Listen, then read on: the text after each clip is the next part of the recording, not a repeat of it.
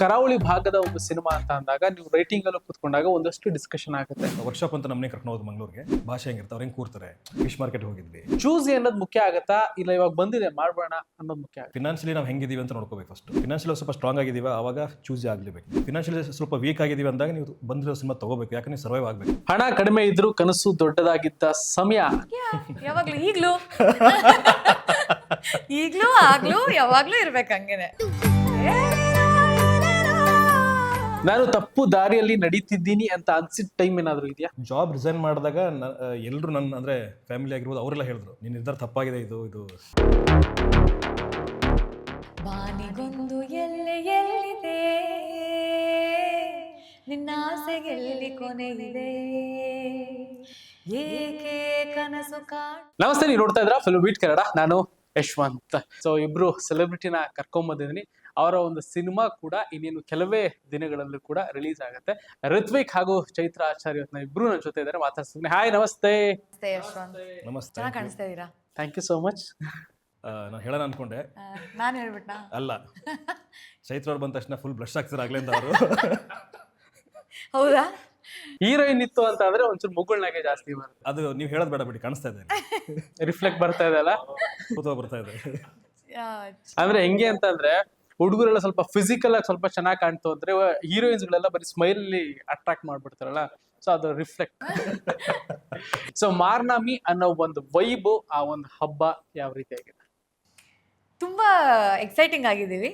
ನಾನಂತೂ ತುಂಬಾ ಎಕ್ಸೈಟೆಡ್ ಆಗಿದ್ದೀನಿ. ಯಾಕಂದ್ರೆ ತುಂಬ ಇಷ್ಟಪಟ್ಟು ಮಾಡಿದ್ದಂಥ ಕತೆ. ಆ್ಯಂಡ್ ಶೂಟ್ ಮಾಡಬೇಕಾದ್ರೂ ತುಂಬ ಎಫರ್ಟ್ಲೆಸ್ ಆಗಿ ಹೋಯಿತು. ದಿನಗಳು ಹೋಗಿದ್ದು ಗೊತ್ತಾಗಲಿಲ್ಲ. ಆಮೇಲೆ ಅದು ಸೆಟ್ ಎಕ್ಸ್ಪೀರಿಯೆನ್ಸು ಚೆನ್ನಾಗಿತ್ತು. ಎಲ್ಲರೂ ತುಂಬ ಜೋವಿಯಲ್ ಆಗಿ ತುಂಬ ಚೆನ್ನಾಗಿತ್ತು, ಒಂದು ಆ ವೈಬೇ ಚೆನ್ನಾಗಿತ್ತು. ಆ್ಯಂಡ್ ಇವರೆಲ್ಲರೂ ನಾನು ಫಸ್ಟ್ ಟೈಮ್ ಮೀಟ್ ಮಾಡ್ತಿದ್ರು ಆ ಒಂದು ಬಾಂಧವ್ಯ ತುಂಬ ಚೆನ್ನಾಗಿ ಇತ್ತು. ಸೊ ಅದು ಒಂದು ಕಾರಣಕ್ಕೆ. ಆ್ಯಂಡ್ ಪಾತ್ರವಾಗಿ, ಕಥೆಯಾಗಿ ತುಂಬ ಇಂಟ್ರೆಸ್ಟಿಂಗ್ ಆಗಿದೆ, ವಿಭಿನ್ನವಾಗಿದೆ. ಆ್ಯಂಡ್ ಒಳ್ಳೆ ಮಜಾ ಕೊಡುತ್ತೆ ಆಡಿಯನ್ಸ್ಗೆ ಅನ್ನೋ ಒಂದು ನಂಬಿಕೆ. ಸೊ ಅದೇ ಜೋಶು. ಇವಾಗ ಹೆಂಗೆ ಆಡಿಯನ್ಸ್ ಅದನ್ನು ತಗೊಳ್ತಾರೆ ಆ್ಯಂಡ್ ಅವರೆಲ್ರಿಗೂ ಇದನ್ನು ತಲುಪಿಸ್ಬೇಕು ಅನ್ನೋದೇ ಒಂದು ಓಡಾಟ. ಆ್ಯಂಡ್ ನಿಮಗೂ ಒಂದು ಗ್ಯಾಪ್ ಆದ್ಮೇಲೆ ಈಗ ಸಿನಿಮಾ ಮಾಡ್ತಾ ಇರೋದ್ರಿಂದ ಆ್ಯಂಡ್ ಡೈರೆಕ್ಟ್ರು ನಿಮ್ಗೆ ಹಳೆ ಪರಿಚಯ ಇದ್ರು. ಸೊ ರೈಟಿಂಗ್ಗೆ ಅಂತ ಕುತ್ಕೊಂಡಾಗ ಜೊತೆ ನೀವು ಕೂಡ ಏನಾದ್ರು ಇತ್ರ ಇಲ್ಲ ಕಂಪ್ಲೀಟ್ ಆದ್ಮೇಲೆ ನೀವು? ಮಾರ್ನಮಿ ಹಿಂಗೆ ಅಂತ ಬರ್ದಾಗಿಂದ ಜೊತೆಗಿದ್ದೀನಿ ನಾವು.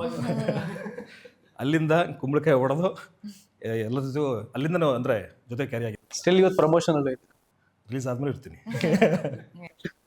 ಓಕೆ, ಸೊ ಅಲ್ಲಿಂದ ಶುರು ಆಗಿದ್ದು ಜರ್ನಿ ನಿಮಗೆ. ಆ್ಯಂಡ್ ಕರಾವಳಿ ಭಾಗದ ಒಂದು ಸಿನಿಮಾ ಅಂತ ಅಂದಾಗ ನೀವು ರೈಟಿಂಗ್ ಅಲ್ಲೂ ಕೂತ್ಕೊಂಡಾಗ ಒಂದಷ್ಟು ಡಿಸ್ಕಷನ್ ಆಗುತ್ತೆ.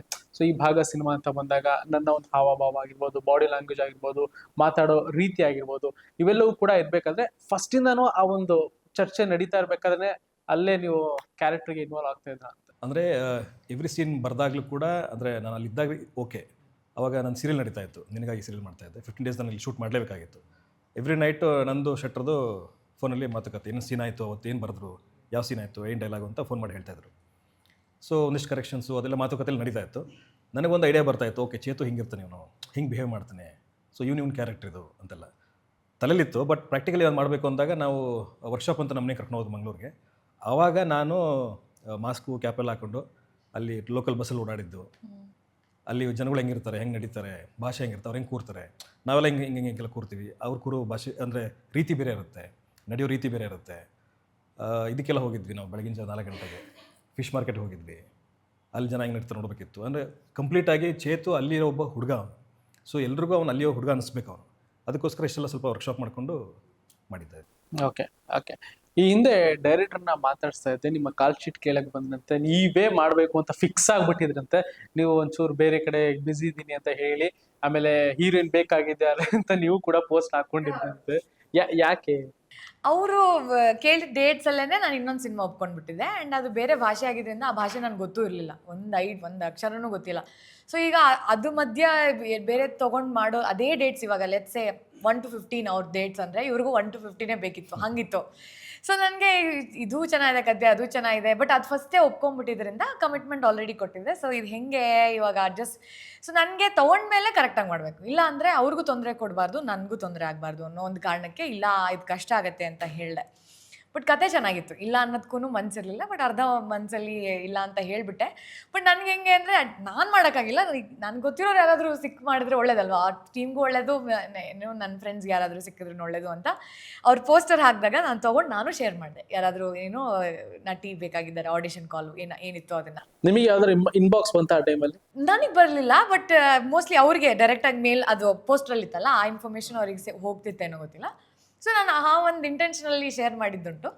ಆ್ಯಂಡ್ ಮತ್ತೆ ನನಗೆ ಇನ್ನೊಂದು ಯಾವುದೋ ಒಂದು ಇವೆಂಟಲ್ಲಿ ಚರಣ್ ಅವ್ರು ಸಿಕ್ಕಿದ್ರು. ಚರಣ್ ಅವ್ರು ಸಿಕ್ಕಿ ಏನು ಮಾಡ್ತಿದ್ದೀರಾ ಅಂತ ನಾನು ಕೇಳಿ, ನೀವೇನು ಮಾಡ್ತಿದ್ದೀರಾ ಅಂತೆಲ್ಲ ಮಾತಾಡ್ತಿರ್ಬೇಕಾದ್ರೆ, ಮಾನವಿ ಅಂತ ಒಂದು ಸಿನಿಮಾ ನಿಮಗೆ ಬಂದಿರಬೇಕಲ್ಲ ಅಂತ. ಹಾಂ, ನಿಮ್ಗೆ ಹೆಂಗೆ ಗೊತ್ತು ಅಂದರೆ, ನಾನು ಮಾಡ್ತಾಯಿದ್ದೀನಿ ಅದು ಅಂತ ಹೇಳಿದ್ರು. ಓ ಹೌದಾ, ನನಗೆ ಡೇಟ್ಸ್ ಈ ಥರ ಆಗೋಯ್ತು, ಬಟ್ ಚೆನ್ನಾಗಿತ್ತು, ಏನು ಮಾಡೋಕ್ಕಾಗಲಿಲ್ಲ. ಅದು ನೀವು ಮಾಡಿದರೆ ಚೆನ್ನಾಗಿರೋದು ಅಂತೆಲ್ಲ ಅವರು ಮತ್ತೆ ಅದನ್ನೇ ಹೇಳಿದ್ರು.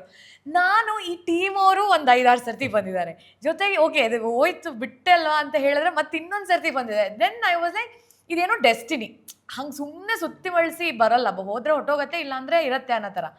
ಸೊ ಇದು ಕೇಳೇ ಬಿಡೋಣ ಅಂತ ಹೇಳ್ಬಿಟ್ಟು ಅವತ್ತು ರಾತ್ರಿನೇ ನಾನು ಅವ್ರಿಗೆ ಮೆಸೇಜ್ ಹಾಕಿದೆ, ರಿಷಿ ಅವ್ರಿಗೆ. ಆ್ಯಂಡ್ ಆಯ್ತಾ, ಫಿಕ್ಸ್ ಆಯ್ತಾ ಅಂತ ಕೇಳಿದಾಗ, ಇಲ್ಲ ಇನ್ನೂ ಹುಡುಕ್ತಾ ಇದ್ದೀವಿ ಅಂತ ಹೇಳಿದಾಗ, ರಿಷಿ ನಾನು ಡೇಟ್ಸ್ ತಾನೇ, ನೀವು ಮ್ಯಾನೇಜ್ ಮಾಡ್ತೀನಿ ಅನ್ನೋ ಹಂಗಿದ್ರೆ ನಾನು ಮತ್ತೆ ಕತೆ ಕೇಳ್ತೀನಿ, ಒಂದು ಸರ್ತಿ ಕೇಳಿ ನೋಡೋಣ ಅಂತ ಹೇಳಿದೆ. ಬಿಕಾಸ್ ನನಗೆ ನಾನು ಫಸ್ಟ್ ಕೇಳಿದ್ದು ಇಂಪ್ಯಾಕ್ಟೇ ಇದೆಯಾ, ಇನ್ನೊಂದು ಸರ್ತಿ ಸಿಗತ್ತಾ ಅಂತ ಕೇಳಬೇಕಿತ್ತು. ಸೊ ರಿಷಿ ಅವ್ರು ತುಂಬ ಚೆನ್ನಾಗಿ ಕತೆ ಹೇಳ್ತಾರೆ, ಸ್ಟಾರ್ಟಿಂಗಿಂದ ಎಂಡಿಂಗ್ವರೆಗೂ ತುಂಬ ಚೆನ್ನಾಗಿ ನರೇಟ್ ಮಾಡ್ತಾರೆ. ಆ್ಯಂಡ್ ಎಲ್ಲೂ ಆ ಗೊಂದಲ ಇಲ್ಲ ಅವ್ರ ತಲೆಯಲ್ಲಿ ಆ ಕತೆ ಹೇಳುವಾಗ. ಸೊ ನೆಕ್ಸ್ಟ್ ದಿನವೇ ಬಂದರು, ನಾಳೆನೇ ಬರ್ತೀನಿ ಅಂತ ಹೇಳಿ ನೆಕ್ಸ್ಟ್ ದಿನ ಬಂದು ಕತೆ ಪೂರ್ತಿ ಹೇಳಿ. ಆ್ಯಂಡ್ ಐ ಥಿಂಕ್ ಅವ್ರ ಜೊತೆ EP ಬಂದಿದ್ರು ಅನಿಸುತ್ತೆ. ಅವತ್ತೇ ಎಲ್ಲ ಓಕೆ ಚೆನ್ನಾಗಿದೆ ಮಾಡ್ತೀನಿ ಅಂತ ಹೇಳಿ ಅದೇ ಫಿಕ್ಸ್ ಆಗಿ ಹೊರಟಿದ್ದು. ಆ್ಯಂಡ್ ಇವತ್ತು ಇಲ್ಲಿ ಬಂದು ಪ್ರಮೋಟ್ ಮಾಡಿ. ನೀವು ಚೂಸಿನ ಕತೆ ಆಯ್ಕೆಯಲ್ಲಿ? ಅಂದರೆ ನನಗೆ ಕಥೆಗೆ ಎಲ್ಲ ಪಾತ್ರಗಳು ಮುಖ್ಯ ಆಗಿರಬೇಕು ಅನ್ನೋ ಸಿನಿಮಾಗಳು ತುಂಬ ಇನ್ ಜನರಲ್ ಅಟ್ರಾಕ್ಟ್ ಮಾಡುತ್ತೆ ಜಾಸ್ತಿ. ಆ್ಯಂಡ್ ಫೀಮೇಲ್ ಕ್ಯಾರೆಕ್ಟರ್ ಇಟ್ಟಾಗ ಅದಕ್ಕೆ ಅಂತ ಚೆನ್ನಾಗಿ ಒಂದು ತೂಕ ಇದ್ದರೆ ನಮಗೂ ಒಂದು ಚಾಲೆಂಜ್ ಇರುತ್ತೆ ಏನೋ ಒಂದು ಮಾಡೋಕ್ಕೆ ಅನ್ನೋದೊಂದು. ಸೊ ಅದನ್ನು ಜಾಸ್ತಿ ನೋಡ್ತೀನಿ. ಆ್ಯಂಡ್ ಈ ಫಿಲ್ಮಲ್ಲಿ ಅದು ನನಗೆ ತುಂಬಾ ಇತ್ತು, ವೆರಿ ಚಾಲೆಂಜಿಂಗ್ ಕ್ಯಾರೆಕ್ಟರ್, ನಾನು ಅಲ್ಲದೆ ಇರೋ ಒಂದು ಪಾತ್ರ. ಸೊ ಹಾಗಾಗಿ ಸೆಲೆಕ್ಟ್ ಮಾಡ್ಕೊಂಡ್ಬಿಟ್ಟು. ಇನ್ನೊಂದು ನಾನು ಹೇಳಬೇಕು, ಸಾರಿ ಬಿಡಿದಕ್ಕೆ, ಇವ್ರು ನೋಡಿ, ಅಂದರೆ ಇವ್ರಿಗೆ ಆಗಲಿಲ್ಲ ಸಿನಿಮಾ, ಅದು ಡೇಟ್ ಸಮಸ್ಯೆ ಆಯಿತು, ಹಿಂಗೇನೋ ಆಯಿತು. ಇವರು ಅದನ್ನ ಪೋಸ್ಟ್ ಮಾಡೋದು ಇದೆಯಲ್ಲ, ಎಲ್ಲರೂ ಆ ಮನಸ್ಥಿತಿ ಇರಲ್ಲ.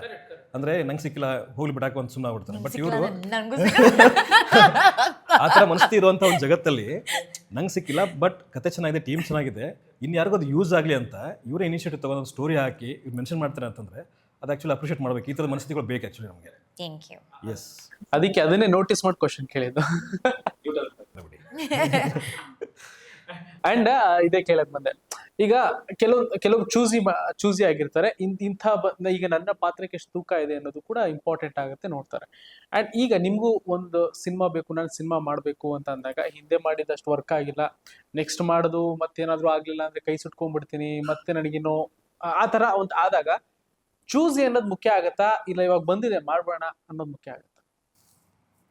ಇದರಲ್ಲಿ 2 ಪರ್ಸ್ಪೆಕ್ಟಿವ್ ಬರುತ್ತೆ. ಒಂದು, ಫಿನಾನ್ಷಿಯಲಿ ನಾವು ಹೆಂಗಿದ್ದೀವಿ ಅಂತ ನೋಡ್ಕೋಬೇಕು ಫಸ್ಟು.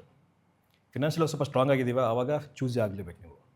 ಯಾಕೆ ನಿಮಗೆ ಓಕೆ ಬ್ಯಾಕಪ್ ಇದೆ, ಇಲ್ಲಿ ಒಳ್ಳೆ ಸಿನಿಮಾ ಕೊಡೋಣ ಅಂತ ಹೋಗ್ಬೋದು. ಇಲ್ಲ ಫಿನಾನ್ಷಿಯಲಿ ಸ್ವಲ್ಪ ವೀಕ್ ಆಗಿದ್ದೀವಿ ಅಂದಾಗ ನೀವು ಬಂದಿರೋ ಸಿನಿಮಾ ತೊಗೋಬೇಕು, ಯಾಕೆ ನೀವು ಸರ್ವೈವ್ ಆಗಬೇಕು. ಮುಂದೊಂದು ದಿನ ಒಳ್ಳೆ ಸಿನಿಮಾ ಕೊಡ್ತೀರಾ, ಬಟ್ ನೀವು ಅಲ್ಲಿವರೆಗೆ ಸರ್ವೈವ್ ಆಗಬೇಕಲ್ಲ, ಅದಕ್ಕಿಂತ ತೊಗೋಬೇಕಾಗುತ್ತೆ. ಬಟ್ ಇವಾಗ ನಾನಿರೋ ಕಂಡೀಷನ್ಗೆ ಚೂಸ್ ಆಗಿದ್ದೀನಿ. ಎಸ್, ಖಂಡಿತವಾಗ್ಲೂ ನಾನು ಅಂದರೆ ಒಳ್ಳೆ ಸಿನಿಮಾ ಕೊಡಬೇಕು ಅಂತಲೇ ಡಿಸೈಡ್ ಆಗಿದ್ದೀನಿ. ಅದಕ್ಕೆ ಎಕ್ಸಾಂಪಲ್ ಇದೆ. ಇವಾಗ ನೀವು ಕರಾವಳಿ ಕುವರಿನೇ ಆಗ್ಬಿಟ್ಟಿದ್ದೀರಾ, ಯಾಕಂದ್ರೆ ಅಲ್ಲಿನ ಸಿನಿಮಾಗಳಲ್ಲೇ ಜಾಸ್ತಿ ಕಾಣಿಸ್ಕೊಳ್ತಾ ಇರುವಂತದ್ದು. ಹೆಂಗ್ ಕನೆಕ್ಟ್ ಆಗ್ತಾ ಇದೆ ಅಂತ, ಯಾಕಂದ್ರೆ ಡೈರೆಕ್ಟ್ರು ಕೇಳ್ಬೇಕಾದ್ರೆ ಬರಿಬೇಕಾದ್ರೆ ಚೈತ್ರ ಅಂತಾನೆ ಫಿಕ್ಸ್ ಆಗಿದ್ರಂತೆ, ಅದಕ್ಕೆ ಅವ್ರಿಗೆ ಬೇರೆ ಯಾರು ಸೂಟೇ ಆಗಿಲ್ಲ ಕ್ಯಾರೆಕ್ಟರ್ಗೆ, ನೀವೇ ಫಿಕ್ಸ್ ಆಗಿರೋದ್ರಿಂದ ಹೆಂಗ್ ನಿಮ್ಗೆ ಹುಡ್ಕೊಂಡು ಬರ್ತಾ ಇದೆ ಅಂತ? ಅದೊಂದು ಎಲ್ಲ ಆರ್ಟಿಸ್ಟ್ದು ಒಂದು ತಪಸ್ಸು, ಹಿಂಗೆ ಡೈರೆಕ್ಟರು ಯಾರವರು ನನ್ನನ್ನು ಇಟ್ಕೊಂಡು ಬರೀಲಿ ಅನ್ನೋದು. ಸೊ ಅದು ನೆರವೇರ್ತಾ ಇದೆ ಅಂದರೆ ನಾನು ಹಿಂದಿನ ಜನ್ಮದಲ್ಲಿ ಏನೋ ಪುಣ್ಯ ಮಾಡಿದ್ದೀನಿ, ಇಲ್ಲ ಈ ಜನ್ಮದಲ್ಲಿ ಕರೆಕ್ಟಾಗಿ ಏನೋ ಮಾಡ್ಕೊಂಡು ಹೋಗ್ತಾ ಇದ್ದೀನಿ ಅಂತ. ಸೊ ನನಗೆ ಅದು, ನಾನು ಯಾವಾಗಲೂ ಕೃತಜ್ಞಳು ನನ್ನ ಡೈರೆಕ್ಟರ್ಗೆ. ಹಂಗೆ ಹೇಳೋದಕ್ಕೇ ನನಗೆ ಖುಷಿ, ನನಗೆ ತುಂಬ I am very grateful. Because ಒಬ್ಬ ಡೈರೆಕ್ಟರ್ ಅದು ಅವ್ರ ಕೈಲಿ ಅದನ್ನು ಹೇಳ್ಸ್ಕೊಳ್ಳೋದು, ಹೊಸಬರಾಗಲಿ ಹಳಬರಾಗಲಿ, ಫೇಮಸ್ ಆಗಲಿ ನಾನ್ ಫೇಮಸ್ ಆಗಲಿ, ನಿಮ್ಮನ್ನು ಇಟ್ಕೊಂಡು ನಾನು ಕತೆ ಬರದೆ ಅಂದರೆ ನನಗೆ ಆಸ್ ಅನ್ ಆರ್ಟಿಸ್ಟ್ ಓಕೆ ಅಂತ ಒಂದು ಅಕ್ನಾಲೇಜ್ಮೆಂಟ್ ಇರುತ್ತಲ್ಲ, ಅದು ತುಂಬ ಖುಷಿ ಕೊಡುತ್ತೆ. ನಾನು ಅದಕ್ಕೆ ರಿಷಿಗೆ ಥ್ಯಾಂಕ್ಸ್ ಹೇಳಬೇಕು ಅವ್ರು ಅದನ್ನು ಹೇಳುವಾಗ. ಆ್ಯಂಡ್ ಮಂಗಳೂರಿನಂತೂ ನನಗೆ ನನ್ನ ಫಸ್ಟ್ ಸಿನಿಮಾದಿಂದನೂ ಇದೆ. ನನಗೆ ಮಂಗಳೂರಿನವರು ಸೀನಿಯರ್ಗಳಿದ್ರು ಕಾಲೇಜಲ್ಲಿ, ನಾನು ಇಂಜಿನಿಯರಿಂಗ್ ಓದಿದ್ದು ಅಲ್ಲಿ. ಮಂಗಳೂರಿನಿಂದ ಬಂದಿದ್ದವರು, ಹಾಸ್ಟೆಲಲ್ಲೆಲ್ಲ ಇದ್ದವರೆಲ್ಲ ಇದ್ದರು. ಅದೊಂದೇ ನನಗೆ ಮಂಗಳೂರು ಪರಿಚಯ ಇದ್ದಿದ್ದು. ಬಟ್ ನಾನು ಸಿನಿಮಾ ಮಾಡೋಕ್ಕೆ ಶುರು ಮಾಡಿದ್ಮೇಲೆ ಮಹಿರಾ ನನ್ನ ಮೊದಲನೇ ಸಿನಿಮಾ, ಆ ಸಿನಿಮಾ ಮೂಲಕ ನಾನು ಭೇಟಿ ಮಾಡಿದ್ದು ರಾಜ್ ಬಿ ಶೆಟ್ಟಿ ಅವ್ರನ್ನ. ಇಲ್ಲ ಕತೆ ಕೂಡ ಮಂಗಳೂರು ಬೇಸ್ಡ್ ಇತ್ತು. ಸೊ ಹೊನ್ನಾವರ, ಮಂಗಳೂರು ಅಲ್ಲೇ ಶೂಟ್ ಮಾಡಿದ್ದು. ಸೊ ನನ್ನ ಫಸ್ಟ್ ಟ್ರಿಪ್ ಟು ಮ್ಯಾಂಗ್ಳೂರು ಅದೇ ಇದ್ದಿದ್ದು ಆ ಸಿನಿಮಾ ಮೂಲಕನೇ. ಅದಾದಮೇಲೆ ಪ್ರತಿ ಸಿನಿಮಾನೂ ಒಂದಲ್ಲ ಒಂದು ರೀತಿ ಬಂದು ಹೋಗಿದ್ದೀನಿ ಮಂಗಳೂರಿಗೆ. ಸೊ ಮಂಗಳೂರು ನಂಟು ಬಿಡಲೇ ಇಲ್ಲ ಅವಾಗಲಿಂದ. ಈಗಿನ ಪಾಯಿಂಟ್ ಈ ಮಾನವಿ ಸಿನಿಮಾಗೋಸ್ಕರನೂ ನೋಡಿ ಅವರು ಮಂಗಳೂರಿನವರು, ಆ ಕಡೆ ಇನ್ನು ಕಥೆನೂ ಮಂಗಳೂರು ಕತೆ ಆಗಿರೋದ್ರಿಂದ ಪ್ರತಿಯೊಂದು ಹಾಗೆ ಹಿಂಗೋ ಸುತ್ತಿ ಬಳಸಿ ನನಗೆ ಬರೋದು. ಎಷ್ಟೊಂದು ಜನ ನಾನು ಮಂಗಳೂರಿನವರು ಅನ್ಕೊಂಡಿದ್ದಾರೆ. ಇಲ್ಲ ಅಂತ ಎಲ್ಲಿಯವ್ರು ನೀವು? ನಾನು ಬೆಂಗಳೂರಿನವರು, ನಮ್ಮ ಅಪ್ಪ ತುಮಕೂರಿನವರು. ಸೊ ನಾನು ಹುಟ್ಟು ಬೆಳೆದಿದ್ದೆಲ್ಲ ಬೆಂಗಳೂರು. ಸೊ ನನಗೆ ಎಷ್ಟೊಂದು ಜನ ನೀವು ಮಂಗಳೂರಿನವರು ಅನ್ಕೊಂಡು, ಮೋಸ್ಟ್ಲಿ ನನ್ನ ಸರ್ನೇಮು ಆಲ್ಸೋ ಅದಕ್ಕೆ ಆ್ಯಡ್ ಆಗುತ್ತೆ ಅನ್ಸುತ್ತೆ. ಆಚಾರ್ ಅಂತ ಅಲ್ಲಿ ಉಡುಪಿ ಆ ಕಡೆ ಎಲ್ಲ ಜಾಸ್ತಿ ಇರೋದ್ರಿಂದ. ಸೊ ಅದನ್ನು ಒಂದು ಬಟ್ ಹಂಗೆ ಅನ್ಕೊಳ್ತಾರೆ. ನನಗೆ ಇವಾಗ ಹ್ಞೂ ಅಂತ ಹೇಳಕ್ ಬಿಟ್ಟಿದ್ದೀನಿ ನಾನು. ಹೌದು ಮಂಗಳೂರು ನೋಡೋದು ಮಂಗಳೂರು, ಧಾರವಾಡ ಧಾರವಾಡ ಅಂತ ಹಂಗೆ. ಸೊ ಹಂಗೆ ಹುಡ್ಕೊಂಡು ಬರ್ತಾ ಇದೆ. ಎಲ್ಲ ಮಂಗಳೂರು ಡೈರೆಕ್ಟರ್ಸ್ ಜಾಸ್ತಿ ಬಂದರು. ಕೇಳಿ ಅಭ್ಯಾಸ ಇರೋದ್ರಿಂದ ಈಗ ಕೊಟ್ಟರೆ ನನಗೆ ಅಟ್ಲೀಸ್ಟ್ ಅದನ್ನು ಮಿಮಿಕ್ ಮಾಡಿ ಮಾತಾಡ್ಬೋದು. ಅಲ್ಲಿವರೆಗೂ ಈಗ ಗೊತ್ತು.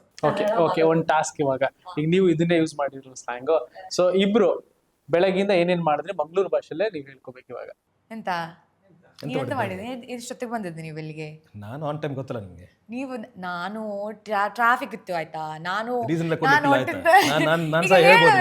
ಸಹ ಹೇಳ್ಬೋದು ನಾನು ಬೆಳಗ್ಗೆ ಎದ್ದೆ ಸ್ವಲ್ಪ ಲೇಟ್ ಆಯ್ತು. ಆಕ್ಚುಲಿ ನಂದೇ ತಪ್ಪು ಆಯ್ತಾ. ನಾನು ಬರ್ಲಿಕ್ಕೆ ಉಂಟು ಅಂತ ಎಲ್ಲ ಪ್ಲಾನ್ ಮಾಡಿ ಬಂದಿದ್ದು ನಾನು. ಆದ್ರೆ ಅಲ್ಲಿ ಜಿಮ್ ನಲ್ಲಿ ಲೇಟ್ ಆಗೋಯ್ತು.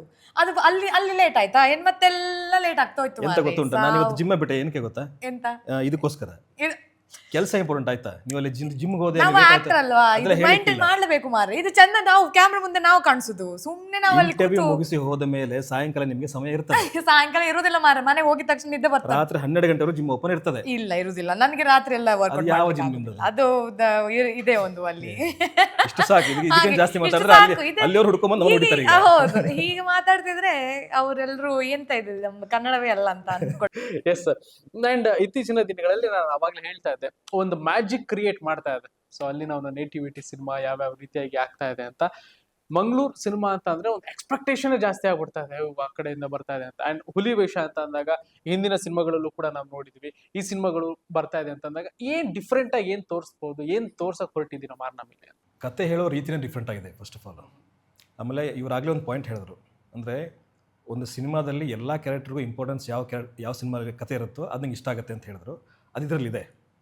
ಇಲ್ಲಿ ಹೀರೋ ಬಂದು ಕತೆ, ನಾನು ಹೀರೋ ಇವ್ರು ಹೀರೋಯಿನ್ ಅನ್ನೋದಕ್ಕಿಂತ ಕತೆ ಹೀರೋ ಇಲ್ಲಿ. ಅದನ್ನು ನಿಮ್ಮನ್ನ ಡ್ರೈವ್ ಮಾಡುತ್ತೆ, ಅದು ಇಂಪಾರ್ಟೆಂಟ್ ಇಲ್ಲಿ. ಇತ್ತೀಚಿನ ದಿನಗಳಲ್ಲಿ ಆ ಥರ ಸಿನಿಮಾಗಳು ತುಂಬ ಕಮ್ಮಿ ಇದೆ. ಸೊ ಅದು ಸ್ಪೆಷಾಲಿಟಿ ನಮ್ಮದ್ರಲ್ಲಿದೆ ಅಂತ ಹೇಳ್ಬೋದು ನಾನು. ಹಾಂ, ಸೊ ಇನ್ನೊಂದು, ಈ ಜಗತ್ತಲ್ಲಿ ಎಲ್ಲ ಥರದ ಸಿನಿಮಾಗಳು ಆಲ್ರೆಡಿ ಮಾಡಿಬಿಟ್ಟಿದ್ದಾರೆ ಅನ್ನೋದು ಒಂದು ಏನೋ ಇದಿದೆಯಲ್ಲ ಸೇಯಿಂಗ್. ಸೊ ನಾವು ಮತ್ತೆ ತಿರುಗಿ ಮಚ್ಚಿ ಏನು ಮಾಡ್ಬೋದು ಅಂತ ಏನು ಮಾಡೋಕ್ಕೆ ಸಾಧ್ಯ? ಈಗ ನಿಮ್ಮ ಕಥೆ ಆಗಿ ನಿಮ್ಮನ್ನು ಒಂದು ಮೇನ್ ಕ್ಯಾರೆಕ್ಟರ್ ಆಗಿ ತೊಗೊಂಡು ಮಾಡಿದಾಗ ಏನೋ ಒಂದು ಸಿಗುತ್ತಲ್ಲ. ಯಶವಂತ್ ಜೀವನ ನಾವು ನೋಡಿರೋಕ್ಕೆ ಸಾಧ್ಯ ಇಲ್ಲ. ಸೊ ಯಶವಂತರ ಅಂತ ತೊಗೊಂಡು ಮಾಡಿದಾಗ ಅದರಲ್ಲಿ ಏನೋ ಒಂದು ಇರುತ್ತೆ. ಸೊ ಹಾಗೆ ಚೇತು ಮತ್ತು ದೀಕ್ಷಾ ಲೈಫ್ನ ತೊಗೊಂಡು ನೋಡಿದಾಗ ಅವ್ರ ಜೀವನದಲ್ಲೂ ಏನೋ ಒಂದು ಆಗ್ತಾ ಇದೆ. ಆ ಕತೆ ಯಾರ ಮನೇಲೂ ನಡೆಯೋಕ್ಕೆ ಸಾಧ್ಯ ಇಲ್ಲ. ಒಂದೇ ಥರದ ಸಿಚುವೇಶನ್ ಆಗಿರ್ಬೋದು, ಆದರೆ ಚೇತು ಮತ್ತು ದೀಕ್ಷಾ ಆಗಿ ಅವ್ರು ನೋಡಿರೋಕ್ಕೆ ಸಾಧ್ಯ ಇಲ್ಲ. ಸೊ ಈ ಕತೆ ಬಂದು ನೋಡಿದಾಗ ಈ ಸಿಚುವೇಶನ್ ನಮಗೆ ಗೊತ್ತು, ಆದರೆ ಇದು ವಿಭಿನ್ನವಾಗಿದೆ ಅಂತ ಖಂಡಿತವಾಗ್ಲೂ ಅನ್ಸುತ್ತೆ ಅನ್ನೋದು ಒಂದು ನಂಬಿಕೆ. ಸೊ ಅದು ನಾವು ಎಕ್ಸಿಕ್ಯೂಟ್ ಮಾಡಕ್ಕೆ ಟ್ರೈ ಮಾಡಿದ್ದೀವಿ. ಅಂಡ್ ನಿಮ್ಮ ಸಿನಿಮಾಗಳ ಒಂದಷ್ಟು ಲೀಸ್ಟ್ ತಗೊಂಡ್ರೆ ಈ ಮರ ಸುತ್ತೋದು, ಡುಯೇಟ್ ಹಾಡೋದು ಅವೆಲ್ಲ ಸಿಕ್ಕಾಪಟ್ಟೆ ಕಮ್ಮಿ. ನೀವು ಸೆಲೆಕ್ಷನ್ ಮಾಡಿರೋದ್ರಲ್ಲಿ ಆತರ ಕಾಣಿಸ್ಕೊಳ್ಳೋದು, ಬಬ್ಲಿ ಬಬ್ಲಿ ಅದೆಲ್ಲ ಕಾಣಿಸ್ಕೊಳ್ಳೋದು ತುಂಬಾ ಕಮ್ಮಿ. ಈ ತರ ನೇಟಿವಿಟಿ ಸಿನಿಮಾಗಳಲ್ಲಿ ಜಾಸ್ತಿ, ಕಂಟೆಂಟ್ ಸಿನಿಮಾದಲ್ಲಿ ಕಾಣಿಸ್ಕೊಂಡಾಗ ವರ್ಡ್ ಕೇಳಿದ್ರೆ ಪರ್ಸ್ಕೋಬೇಕು ಅನ್ಸುತ್ತೆ. ನಿಮಗೆ ಬಬ್ಲಿ ಬಬ್ಲಿ ಬಬ್ಲಿ ಕ್ಯಾರೆಕ್ಟರ್ ಇಲ್ಲ, ನಾನು ರಿಯಲ್ ಲೈಫಲ್ಲಿ ತುಂಬಾ ಇರೋದ್ರಿಂದ ಆಲ್ರೆಡಿ ನಾನು ಇರೋದನ್ನೇ ಮತ್ತ್ಯಾಕೆ ಸ್ಕ್ರೀನ್ ಮೇಲೆ ಮಾಡಬೇಕು ಅನ್ನೋದಕ್ಕೋಸ್ಕರ ಬೇರೆ ತಗೊಂಡು ಮಾಡೋದು ನಾನು. ಇಲ್ಲ ಅಂದರೆ ಐ ಆಮ್ ಆಲ್ವೇಸ್ ಚರ್ಪಿ, ಎನರ್ಜೆಟಿಕ್, ಹಿಂಗೆ ಮಾತಾಡ್ಕೊಂಡು. ನೀವು ಕಾಲೇಜ್ ಸ್ಕೂಲ್ಗೆಲ್ಲ ಹೋಗಿ ಯಾರನ್ನಾದ್ರೂ ಕೇಳಿದ್ರೆ ಚೈತ್ರ ಏನಾದರೂ ಬದಲಾಗಿದ್ದಾರಾ ಆ್ಯಕ್ಟರ್ ಆದಮೇಲೆ ಅಂದರೆ ಒಂಚೂರು ಬದಲಾಗಿಲ್ಲ, ಹಿಂಗೆ ಇದ್ಲು ಅವಳು ಕಾಲೇಜಲ್ಲಿ ಅಂತ ಹೇಳ್ತಾರೆ. ಸೊ ಇದೇ ನಾನು. ಆ್ಯಂಡ್ ಅದನ್ನೇ ಮತ್ತೆ ಸ್ಕ್ರೀನ್ ಮೇಲೆ ಮಾಡೋದ್ರಲ್ಲಿ ಏನು ಮಜಾ, ನಾವು ಅಲ್ಲದೆ ಇರೋದನ್ನ ತೊಗೊಂಡು ಮಾಡೋಣ, ಅದು ನಮಗೆ ಚಾಲೆಂಜಿಂಗ್ ಅನ್ನೋದು ಒಂದು ಕಾರಣಕ್ಕೆ. ಅಂದ್ರೆ ಈಗ ನಾರ್ಮಲ್ ಈಗ ಸಿನಿಮಾ ಅಂತ ಬಂದಾಗ, ಒಂದು ಹೀರೋಯಿನ್ ಪಾತ್ರ ಅಂತ ಬಂದಾಗ ಒಂದು ಡುಯೆಟ್, ಒಂದು ಮರ ಸುತ್ತೋದು, ಹಿಂಗಾಗಿ ಕ್ಲೈಮ್ಯಾಕ್ಸ್ ಮುಗ್ದೋಗುತ್ತೆ. ಬಟ್ ನಿಮ್ಮಲ್ಲಿದ್ದಾಗ ಫೋಕಸ್ಡ್, ಇವರು ಏನೋ ಇದೆ, ಇವರ ಪಾತ್ರನೂ ತುಂಬಾ ಗಟ್ಟಿ ಇದೆ, ಇವ್ರು ಏನೋ ತೋರಿಸ್ತಾ ಇದ್ದಾರೆ ಅಂತ ಅಂದಾಗ ಅದನ್ನ ನಾನು ಹೇಳಿದ್ದು, ಚೂಸ್ ಮಾಡೋ ರೀತಿ ಇದೆಯಲ್ಲ. ಅದೇ ಅಂದರೆ ಆ ಥರದ ಕತೆಗಳು ಬರುತ್ತೆ. ಬಂದಾಗ ನನಗೆ ಅದೇ ನಮ್ಗೆ ಯಾವುದು ಅಟ್ರಾಕ್ಟ್ ಆಗುತ್ತೆ ಅದು ತೊಗೊಳ್ತೀವಿ. ಸೊ ಒಬ್ಬೊಬ್ರಿಗೆ ಚಾಯ್ಸಿಗೆ ಬಿಟ್ಟಿದ್ದು ನನಗೆ ಖಂಡಿತ. ಸೊ ನನಗೆ ಅದರಲ್ಲಿ ಪರ್ಪಸ್ ಏನೂ ಇಲ್ಲ ಅಂತ ನನಗೆ ಅನಿಸಿದಾಗ ಅದನ್ನು ತೊಗೊಂಡಿಲ್ಲ.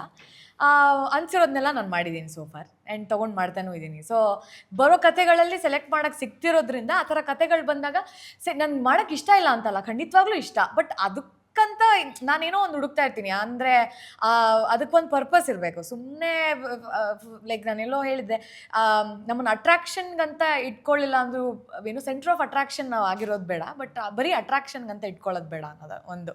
ಸೊ ಅದು ನನಗೆ ಇಷ್ಟ ಆಗಲ್ಲ. ಬಟ್ ಇದ್ರೂ ಅದು ಪರವಾಗಿಲ್ಲ, ಮರ ಸುತ್ತೋದೆಲ್ಲನೂ ಅದು ಕಷ್ಟ. ಆ್ಯಕ್ಚುಲಿ ತುಂಬ ಕಷ್ಟ ಅವೆಲ್ಲ ಮಾಡೋದು. ಒಂದು ಥರದಲ್ಲಿ ಕಾಣಿಸೋದು, ಅವ್ರ ಸೆಲ್ಫ್ನ ಅವ್ರು ಹಂಗೆ ಮೇಂಟೈನ್ ಮಾಡೋದು. ಇವಾಗ ಲೆಟ್ಸ್ ಸೇ ಒಂದು ಬಿಕಿನಿ ಸಾಂಗ್ ಶೂಟ್ ಮಾಡ್ತಾಯಿದ್ರೆ ತುಂಬ ಕಷ್ಟ. ಅವರು ಡಯಟಲ್ಲೇ ಇರಬೇಕು, ಅವ್ರು ಒಂಥರ ಕಾಣಿಸ್ಬೇಕು ಅಂದರೆ.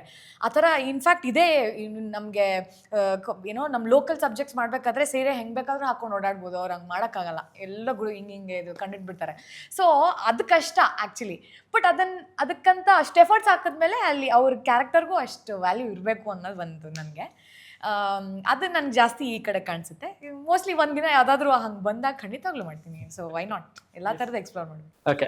ಸೊ ಇವಾಗ ಸೀರಿಯಲ್ ಮಾಡಿದವ್ರಿಗೆ ಪ್ರತಿಯೊಂದು ಕೂಡ ಆಸೆ ಇರುತ್ತೆ, ಸಿನಿಮಾದಲ್ಲಿ ಮಾಡಬೇಕು, ಹೀರೋ ಆಗಬೇಕು ಅನ್ನೋದೆಲ್ಲ ಇರುತ್ತೆ.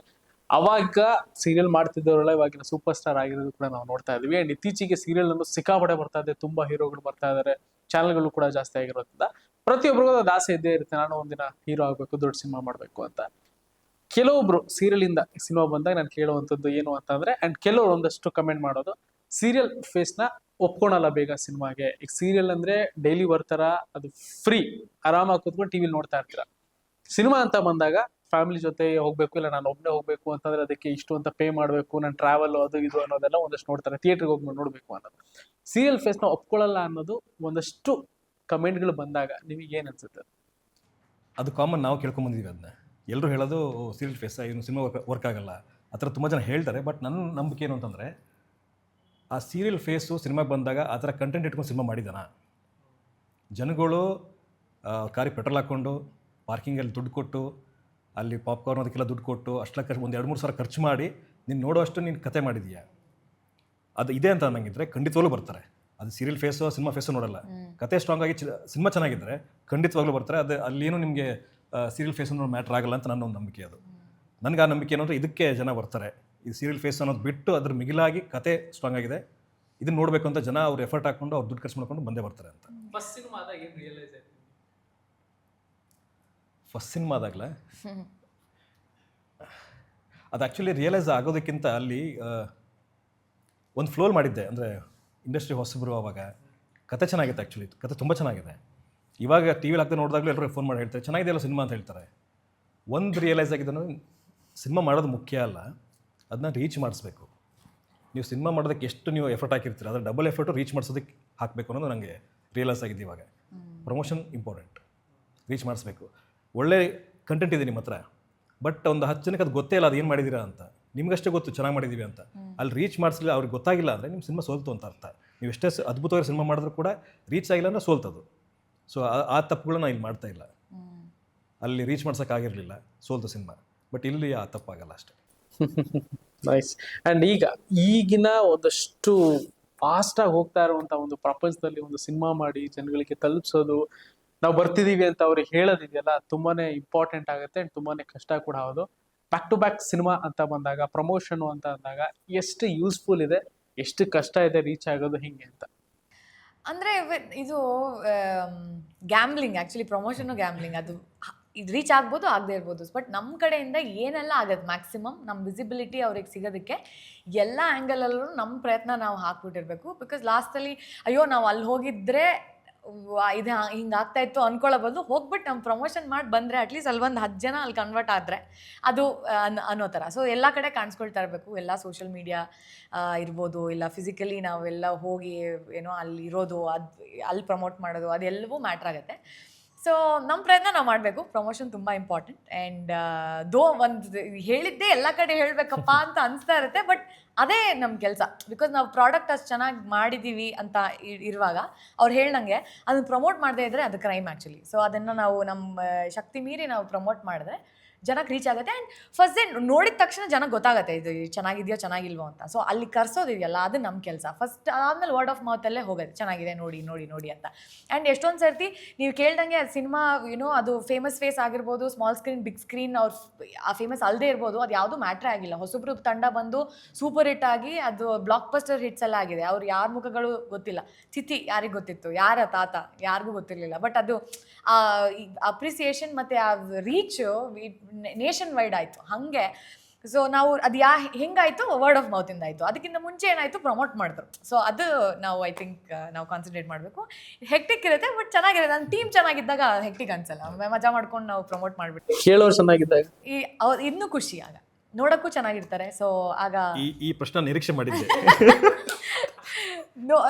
ಅವರು ನಮಗೂ ಖುಷಿ ಆಗುತ್ತೆ ಅವಾಗ ಮಾತಾಡೋಕ್ಕೆ ಜಾಸ್ತಿ. ಈಗಂತೂ ಸೋಷಿಯಲ್ ಮೀಡಿಯಾ ಜಮಾನ ಅಂತಾನೆ ಹೇಳ್ಬೋದು. ಏನೇ ಒಂದು ಒಳ್ಳೆ ಚಿಕ್ಕ ಕಂಟೆಂಟ್ ಮಾಡೋದು ಫಾಸ್ಟ್ ಆಗಿ ವೈರಲ್ ಆಗುತ್ತೆ. ಅದೇ ಕಂಟೆಂಟ್ ಮಾಡಿದ್ರೆ ನೆಗೆಟಿವ್ ಬರುತ್ತೆ, ಪಾಸಿಟಿವ್ ಬರುತ್ತೆ. ಸೊ ಅದನ್ನೆಲ್ಲ ಒಪ್ಕೋಬೇಕು, ಮುಂದೆ ಹೋಗ್ತಾನೆ ಇರಬೇಕು. ಯಾವ್ದಾರ ಸೋಷಿಯಲ್ ಮೀಡಿಯಾದಲ್ಲಿ ಡಿಸ್ಟರ್ಬ್ ಆಗಿರುವಂಥದ್ದು ಏನಾದರೂ ಕಂಟೆಂಟ್ ಇದೆ ನಿಮ್ಮದು, ಇಲ್ಲ ನಿಮ್ಮದಲ್ಲದ್ದು? ನಾನು ಸೋಷಿಯಲ್ ಮೀಡಿಯಾದ ಸ್ವಲ್ಪ ದೂರ, ನಾನು ಅಷ್ಟೊಂದು ಆ್ಯಕ್ಟಿವ್ ಇರಲ್ಲ. ಸೊ ನಂಗೆ ಅದೇನು ಮ್ಯಾಟ್ರ್ ಆಗಲ್ಲ, ಅದು ನನಗೇನು ಆ ಥರದ್ದೇನು ಎಕ್ಸ್ಪೀರಿಯನ್ಸ್ ಆಗಿಲ್ಲ. ನಾನು ವೈರಲ್ ಕಂಟೆಂಟ್ ಹಂಗೆಲ್ಲ ನೋಡೋಕೆ ಹೋಗಲ್ಲ. ನಾನು ಒಂದಷ್ಟು ಜನನ ಫಾಲೋ ಮಾಡ್ತೀನಿ, ಕಂಟೆಂಟ್ ಕ್ರಿಯೇಟರ್ಸು, ನನಗೆ ಇಷ್ಟ ಆಗುವಂಥ ಜನರನ್ನ. ಸೊ ನನಗೆ ಅದೇ ಅವ್ರನ್ನೇ ಮತ್ತೆ ಮತ್ತೆ ನೋಡೋದು, ಅವ್ರ ಕಂಟೆಂಟ್ಗಳನ್ನ ನೋಡೋದು. ಆ್ಯಂಡ್ ಜಾಸ್ತಿ ಇನ್ಫಾರ್ಮೇಟಿವ್ ಸ್ಟಫ್ ಸ್ವಲ್ಪ ನೋಡ್ತೀನಿ. ಸೊ ಆದಷ್ಟು ಬೇಡ್ದಿದ್ದನ್ನೆಲ್ಲ ನೋಡೋಕೆ ಹೋಗಲ್ಲ. ಆ್ಯಂಡ್ ಒಂದು ಫೇಸ್ ಇತ್ತು, ನಾವು ಇನ್ಸ್ಟಾಗ್ರಾಮ್ ಎಲ್ಲ ಹೊಸದು, ಕಮೆಂಟ್ಸು ಅದು ಇದು ಎಲ್ಲ ಹೊಸದು ಅಂತ ಇರುವಾಗ ಆ ಇಂಟ್ರ್ಯಾಕ್ಷನ್ ಎಲ್ಲ ಹೊಸದಿರೋದಲ್ಲ. ಸೊ ಯಾರ್ಯಾರು ಏನೇನು ಹೇಳ್ತಾ ಇದ್ದಾರೆ ಅದು ನೋಡಬೇಕು ಅನ್ನೋ ಒಂದು ಕಾತುರ ಇರ್ತಾಯಿತ್ತು. ಈಗ ಅದನ್ನೆಲ್ಲ ಆಫ್ ಮಾಡಿಬಿಟ್ಟಿದ್ದೀನಿ. ಅದು ನೆಸೆಸಿಟಿನೇ ಇಲ್ಲ. ಬಿಕಾಸ್ ನಮಗೆ ಮ್ಯಾಟ್ರ್ ಆಗೋದೇನು, ನಮ್ಮ ಸುತ್ತ ಇರೋರು ಕನ್ಸ್ಟ್ರಕ್ಟಿವ್ ಆಗಿ ನಾವು ಉದ್ಧಾರ ಆಗೋದಕ್ಕೆ ಏನು ಕಾಮೆಂಟ್ ಹೇಳ್ತಾರೆ, ಇಲ್ಲ ಏನು ಒಂದು ಸಜೆಷನ್ ಕೊಡ್ತಾರೆ, ಅದು ಮ್ಯಾಟ್ರ್ ಆಗುತ್ತೆ. ಅದು ನಮ್ಮ ಸೆಲ್ಫ್ ಗ್ರೋತ್ಗೆ ಅಲ್ವಾ. ಸೊ ಅದನ್ನು ಹೇಳೋಕ್ಕೆ ಒಂದಷ್ಟು ಒಳ್ಳೆ ಜನ ಸುತ್ತ ಇರಬೇಕಾದ್ರೆ ನಾನು ಕಮೆಂಟ್ ಸೆಕ್ಷನಲ್ಲಿ ಹೋಗಿ ನೋಡಿಬಿಟ್ಟು ಕಲ್ತ್ಕೊಳ್ಳೋದೇನಿಲ್ಲ ಅನ್ನೋದು ಅರ್ಥ ಆಗಿ ಅದನ್ನು ನಿಲ್ಲಿಸಿ ಈಗ ಆರಾಮಾಗಿದ್ದೀನಿ. I think I don't get into comments business. ನಾನು ಅಕಸ್ಮಾತ್ ಏನಾದರೂ ಇದ್ರೂ ಬೇರೆಯವ್ರಿಗೆ ನಾನು ಒಳ್ಳೇದು ಹೇಳ್ತೀನಿ ಹೊರತು ಯಾವತ್ತೂ ನಾನು ಆ ಕಮೆಂಟ್ ನೆಗೆಟಿವ್ ಸ್ಟಫ್ಗೆಲ್ಲ ಹೋಗಿದ್ದಿಲ್ಲ. ಸೋಷಿಯಲ್ ಮೀಡಿಯಾ ಅಂದರೆ ನನಗೆ, ನಾನು ಪರ್ಸನಲಿ ಈಗ ನಾನು ಯೂಸ್ ಮಾಡ್ತಾ ಏನಕ್ಕೆ ಅಂದರೆ ತುಂಬ ಬೋರ್ ಆದಾಗ ಒಂದಿಷ್ಟು ಕಾಮಿಡಿ ವಿಡಿಯೋಸ್ ಬರ್ತಾರೆ, ಅದು ನೋಡ್ತೀನಿ. ಇನ್ನೊಂದು ಈ ನೈಟ್ ಹೊತ್ತು ಒಂದು ನೋಡ್ಬಿಟ್ರೆ ನೀವು ಅದೇ ಬರ್ತಾ ಇರುತ್ತೆ ವಾಪಸ್. ಸಿಮಿಲರ್. ಹಾಂ, ಊಟದ ಯಾವುದೋ ನೋಡ್ಬಿಡ್ತೀನಿ, ಅಡುಗೆ ಮಾಡೋದು ತಿನ್ನೋದೇನೋ ನೋಡ್ಬಿಡ್ತೀನಿ. ಅದು ಒಂದು ರಾತ್ರಿ 10:30 ಎಲ್ಲ ಆದಾಗ ಊಟ ಮಾಡಿರ್ತೀವಿ, ಒಂದು 8 ಗಂಟೆ ಊಟ ಆಗಿರುತ್ತೆ. 10:30 ಆದಾಗ ಅವ್ರು ತಿನ್ನೋದು ಅನ್ಕೊಂಡೆಲ್ಲ ತಿಂತಾ ಇರ್ತಾರೆ. ಅದು ನೋಡ್ಬಿಟ್ಟು ನಂಗೆ ಹೊಟ್ಟೆ ತುಂಬಿರುತ್ತೆ, ಬಟ್ ಹೊಟ್ಟೆ ಹಸಿತಾ ಇದೆ, ನಂಗೆ ತಿನ್ಬೇಕು ಅನ್ನೋ ಸ್ಟಾರ್ಟ್ ಆಗುತ್ತೆ. ಇತ್ತೀಚೆಗೆ ಅದು ತುಂಬ ಆಯ್ತು ನನಗೆ. 2-3 ಸಲ ಹೋಗ್ಬಿಟ್ಟು ಎದ್ದು ಹೋಗಿ ತಿಂದಿದ್ದೀನಿ ನಾನು. ಅದು ನೋಡಿ ತಿನ್ಬೇಕು ಅನ್ಸ್ಬಿಟ್ಟು ಹೋಗ್ಬಿಟ್ಟು ಅದು ಅನ್ಕೊಂಡೆ. ಅವಾಗ ನೈಟ್ ಇಂದ ನೋಡ್ಬೋದು ಅನ್ಕೊಂಡು ಅದನ್ನ ಸ್ಟಾಪ್ ಮಾಡಿದೆ ಅವಾಗ. ಓಕೆ, ಸೊ ಫಟಾಫಟ್ ಅಂತ ಒಂದಷ್ಟು ಕ್ವಶನ್ಸ್ ಕೇಳ್ತೀನಿ. ಸೊ ಅದನ್ನ ಹೇಳ್ತಾ ಹೋಗೋಣ. ಓಕೆ, ನಿಮ್ಮ ಜೀವನ ಒಂದು ಸಿನಿಮಾ ಅಂದ್ರೆ ಅದಕ್ಕೆ ಯಾವ ಹೆಸರು ಇಡ್ಬೋದು? ಡ್ರಾಮಾ, ಒಂದು ಮುತ್ತಿನ ಕತೆ. ನೈಸ್. ಓಕೆ, ಕಷ್ಟದ ದಿನಗಳಲ್ಲಿ ಹೆಚ್ಚು ಬೆಂಬಲ ಕೊಟ್ಟವರು ಯಾರು? ಓಕೆ ಓಕೆ, ಅಪ್ಪ ಅಮ್ಮ, ಫ್ರೆಂಡ್ಸ್. ಅಪ್ಪ ಅಮ್ಮ, ಅಪ್ಪ. ಓಕೆ, ನೀವು? ಫ್ರೆಂಡ್ಸ್. ಅದೇ ಅವಾಗಲೇ ಹೇಳಿದ್ರಲ್ಲ. ಹಾಂ, ಅಂದರೆ ಹಾಂ, ಅಪ್ಪ ಅಮ್ಮಂಗೆ ನಾನು ರೀಚ್ ಆಗಿಬಿಟ್ಟಿರಲಿಲ್ಲ. ನನ್ನ ಜೀವನದಲ್ಲಿ ಇಷ್ಟು ಕಷ್ಟ ನಡೀತಾ ಇದೆ ಅಂದ್ಕೊಂಡು ಅವ್ರಿಗೆ ಗೊತ್ತಿರಲಿಲ್ಲ. ಗೊತ್ತಾಗಿರೋ ವಾಪಸ್ ಕರ್ಕೊಂಡು ಹೋಗ್ತಿದ್ರು, ನಾನು ಹೀರೋ ಆಗ್ತಿರಲಿಲ್ಲ. ಅದಕ್ಕೋಸ್ಕರ ನನಗೆ ಸಪೋರ್ಟ್ ಮಾಡಿದ್ದೆಲ್ಲ ಫ್ರೆಂಡ್ಸ್. ಓಕೆ, ನೆಕ್ಸ್ಟ್, ನಿಮಗೆ ಹತ್ತಿರದವರು ನಿಮ್ಮ ಕನಸುಗಳನ್ನ ನಂಬದೇ ಇದ್ದ ಸಂದರ್ಭ ಇತ್ತು? ಯಾವ ಟೈಮಲ್ಲಿ, ಯಾವಾಗ? ನಾನು ಇವಳು ಹೀರೋಯಿನ್ ಹೋಗ್ತಾಳೆ ಅವಳು, ಆ ಥರ ಎಲ್ಲ ಕಾಲೇಜಲ್ಲೂ ಅನ್ಕೊಂಡಿರೋದು ನನ್ಗೆ ಗೊತ್ತು. ಒಂದಷ್ಟು ಜನ ನನ್ನ ಫ್ರೆಂಡ್ಸೇ ಅನ್ಕೊಂಡು. ಅಂದ್ರೆ ನಿಮ್ಗೆ ಅವಾಗಿಂದ ಆಸೆ ಇತ್ತು ಹೀರೋಯಿನ್ ನಾನು ಸಿನಿಮಾಗೆ ಬರ್ತೀನಿ ಅಂತ ದೇವರಾಣೆ ಅನ್ಕೊಂಡಿರಲಿಲ್ಲ. ನಾನು ಆ್ಯಕ್ಟರ್ ಆಗಬೇಕು ಅಂತ. ಆ್ಯಕ್ಟರ್ ಅನ್ನೋ ಪದ ನನಗೆ ತುಂಬ ಇಷ್ಟ ಆಯಿತು. ಯಾಕೆಂದರೆ ನಾನು ಕಾಲೇಜಲ್ಲಿ ಸುಮ್ಮನೆ ನಾಟಕಗಳು, ಹವ್ಯಾಸಿ ನಾಟಕ ಮಾಡ್ತಾಯಿದ್ದೆ, ಥಿಯೇಟರಲ್ಲಿ ಟ್ರೈನ್ಡು ಅಲ್ಲ. ಸೊ ಅದು ಆ್ಯಕ್ಟಿಂಗು ಫಸ್ಟ್ ಫಿಲ್ಮಲ್ಲಿ ಆಡಿಷನ್ ಕೊಟ್ಟೆ ಸೆಲೆಕ್ಟ್ ಆದ ಆಗೋಯ್ತು. ಅದಾದಮೇಲಿಂದ ನನಗೆ ಇದು ಎಕ್ಸ್ಪೀರಿಯನ್ಸ್ ಇಷ್ಟ ಆಯಿತು, ಅದು ಕಂಟಿನ್ಯೂ ಆಯಿತು.